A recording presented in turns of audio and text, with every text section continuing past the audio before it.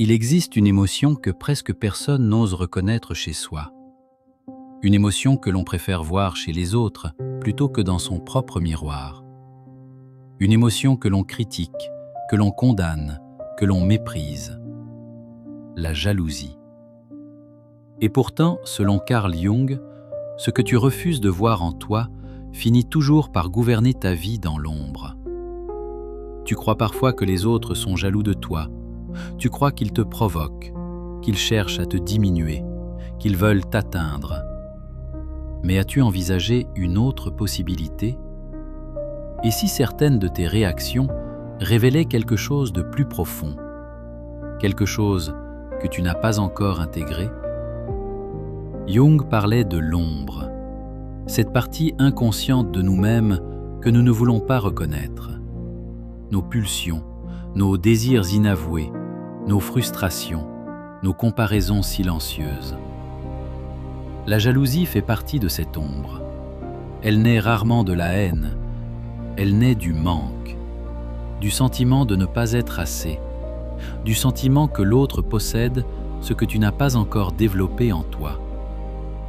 La jalousie est un signal, un indicateur, un révélateur. Mais au lieu de l'écouter, nous la projetons. Projection, un concept central chez Jung. Quand une émotion est trop inconfortable à accepter, l'esprit la déplace. Il la voit chez l'autre. Il accuse, il interprète, il justifie. Tu dis « il me provoque », elle cherche à me rabaisser, ils sont jaloux. Peut-être, mais parfois, ce que tu ressens n'est pas une attaque. C'est une comparaison silencieuse qui te met face à ton propre potentiel inexploité. Et cette confrontation est inconfortable. Parce que voir le succès de quelqu'un d'autre peut réveiller ton propre désir refoulé. Voir la confiance d'un autre peut réveiller ton manque de confiance. Voir l'audace d'un autre peut réveiller ta propre peur.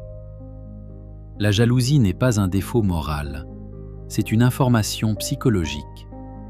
Elle te montre ce que tu valorises profondément, ce que tu voudrais oser, ce que tu n'as pas encore intégré.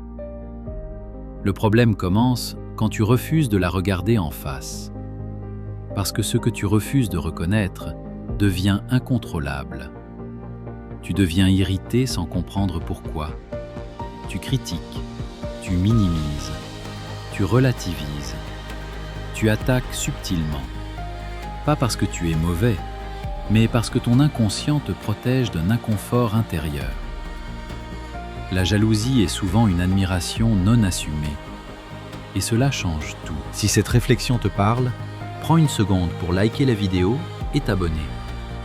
Dis-moi en commentaire si tu as déjà ressenti cette émotion sans vouloir l'admettre. Ici, on explore la psychologie sans masque.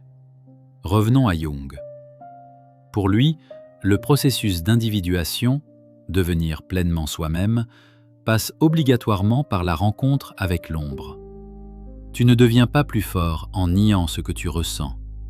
Tu deviens plus entier en l'intégrant. La jalousie, lorsqu'elle est observée avec lucidité, devient une boussole. Elle te montre là où tu te compares, là où tu te sens inférieur, là où tu t'es peut-être abandonné. Imagine une situation simple. Quelqu'un réussit, quelqu'un s'exprime avec assurance, quelqu'un attire l'attention. Si cela te dérange, pose-toi une question honnête. Qu'est-ce que cela touche en moi? Est-ce une blessure d'enfance? Un besoin de reconnaissance non satisfait? Une peur de ne pas être vu? La jalousie révèle tes aspirations cachées, mais si tu la nies, elle devient toxique. Elle se transforme en critique constante, en sarcasme, en retrait, en rivalité inutile. Tu crois attaquer l'autre. En réalité, tu t'attaques à toi-même. Parce que chaque projection te maintient loin de ta propre croissance. La maturité psychologique commence lorsque tu dis « cette émotion m'appartient ». Pas pour te culpabiliser, pas pour te juger, mais pour comprendre. Quand tu acceptes ta jalousie, elle perd son pouvoir destructeur. Elle devient un moteur. Au lieu de comparer, tu t'inspires. Au lieu d'envier, tu développes. Au lieu de diminuer l'autre, tu construis ta propre valeur. C'est cela, l'intégration de l'ombre. Et cela demande du courage. Parce que reconnaître que tu envies quelqu'un, c'est admettre que tu veux plus pour toi-même. Et vouloir plus implique de changer. Or, le changement fait peur. Alors l'ego préfère dire « je m'en fiche ». De toute façon, il a eu de la chance. Mais au fond, quelque chose brûle. Cette brûlure n'est pas une faiblesse, c'est une indication. Elle te montre où se trouve ton potentiel. Chaque fois que quelqu'un déclenche en toi une émotion intense, observe-la. L'intensité est un indice. La neutralité ne révèle rien. L'intensité révèle tout. Si tu ressens de l'admiration pure, c'est clair. Si tu ressens de la jalousie mêlée d'agacement, c'est encore plus révélateur. Parce que là se cache un désir non assumé. Jung disait « Tout ce qui nous irrite chez les autres peut nous conduire à une compréhension de nous-mêmes. » La liberté psychologique commence ici. Tu ne contrôles pas les émotions qui apparaissent, mais tu contrôles la manière dont tu les observes. Observer sans juger. Ressentir sans réagir immédiatement. Comprendre avant d'agir. C'est cela la discipline intérieure. Plus tu refuses de voir ton ombre, plus elle te gouverne. Plus tu l'intègres, plus tu deviens stable. Tu ne deviens pas froid, tu deviens lucide. Tu ne deviens pas indifférent, tu deviens aligné. Et à partir de là, tu n'as plus besoin de diminuer quelqu'un pour exister. Tu n'as plus besoin d'attaquer pour te protéger. Tu as besoin de te connaître. La jalousie intégrée devient énergie. Elle devient moteur.